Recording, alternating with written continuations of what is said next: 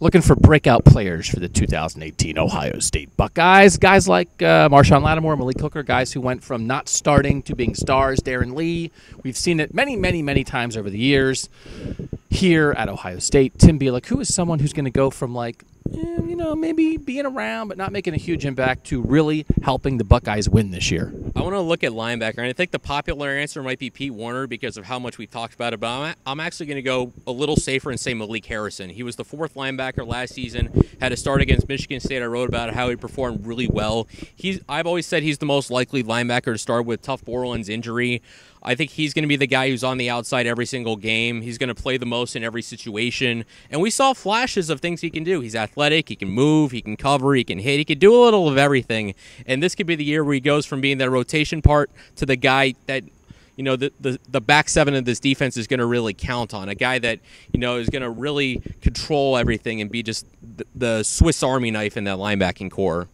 One time when I was in high school, my family, we went on a trip to Europe, and we went to all these different countries, and we went to Switzerland for like 17 minutes, and we got Swiss Army knives there.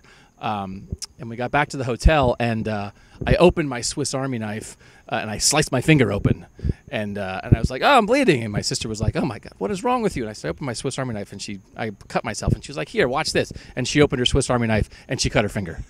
That's my family. Let me ask you a question: is the person you're going to say, does his name start with Demario? No. Okay, I'm going to say Demario Farrell. And here's what I mean by that. I was going to say Luke Farrell, the tight end, but then I remembered that everybody always makes fun of people for picking the tight end, including me. So I think it's a mix. I think it's somebody that there's room for somebody else in the offense. There's all these receivers back. There's two tailbacks back.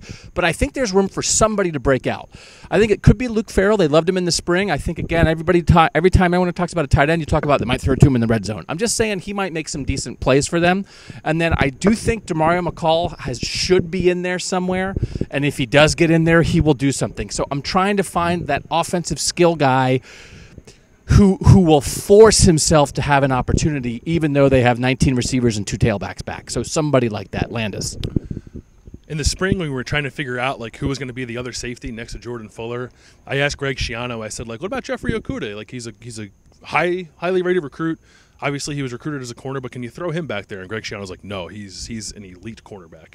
And I trust Greg Schiano's assessment of particularly secondary players because he all told us Malik Hooker was Ed Reed. And we're like, you're crazy. And then he was Ed Reed.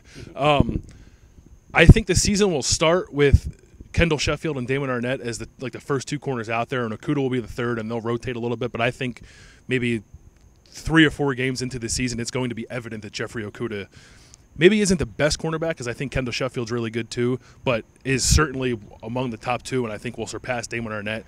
And Jeffrey Okudah will be out there a lot because I agree. He's elite. He's 6'1". He can run really well. He can cover. And I thought he should have been given a chance last year, and he really wasn't. This year, I think he takes advantage of his opportunity, and then we're talking about him being a guy who's going to be a first-round pick in 2 years.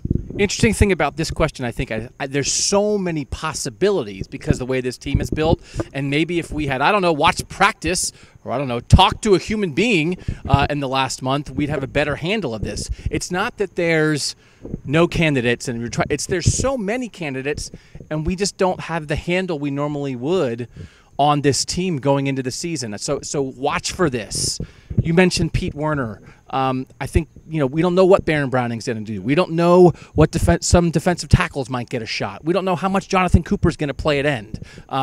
We don't know, is Jalen Harris going to get a shot in the receiver room? There's a lot of guys. So keep your eyes open. Someone's going to break out. Bill Landis, Tim Bielek, Doug Lane Marie. See you this season at cleveland.com.